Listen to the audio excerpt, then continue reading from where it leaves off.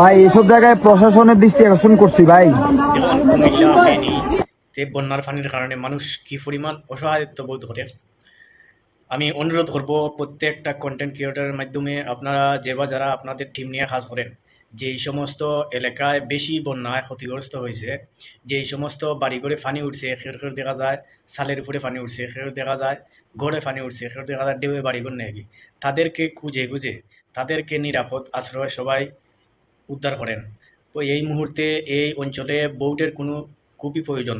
এই এলাকায় বোট নাই।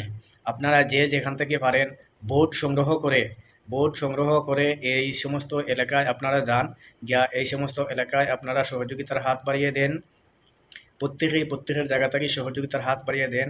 বন্যার পানির স্রোত খুবই ভয়াবহ বন্যার পানির স্রোত। মানুষের সাহায্যের জন্য আকুল আবেদন করে, কিন্তু সাহায্য পান না। কোন জায়গায় আপনারা যারা দেশে আছেন, আপনারা খোঁজ করেন, খবর নেন, কোন জায়গায় সাহায্যের প্রয়োজন, কোন জায়গায় মানুষ বিপদে আছে, তাদেরকে উদ্ধার করেন। আমি বাংলাদেশের সবাইকে অনুরোধ করব, যেভাবে সিলেট সুনামগঞ্জ 2022 সালের বন্যার দিকে সিলেট সুনামগঞ্জবাসীর দিকে আপনারা এগিয়ে এসেছিলেন, ঠিক তদ্রূপভাবে আপনারা ফেনী, নোয়াখালী, মানে যতটা জেলার ভিতরে পানি আছে প্রত্যেকটা জেলায় আপনারা সহযোগিতার হাত বাড়ান। এর পাশাপাশি আপনারা বোট নিয়ে যান।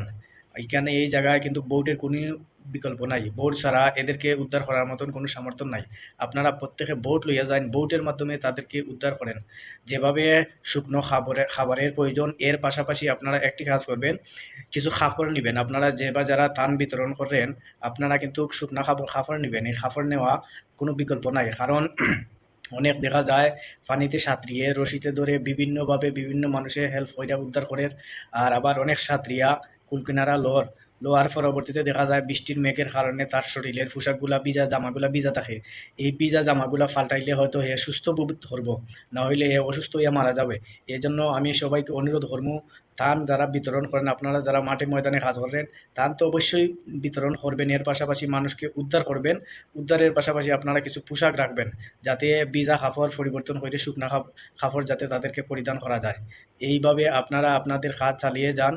আপনাদের পাশে আমরা প্রবাসীরা আছি ইনশাল্লাহ।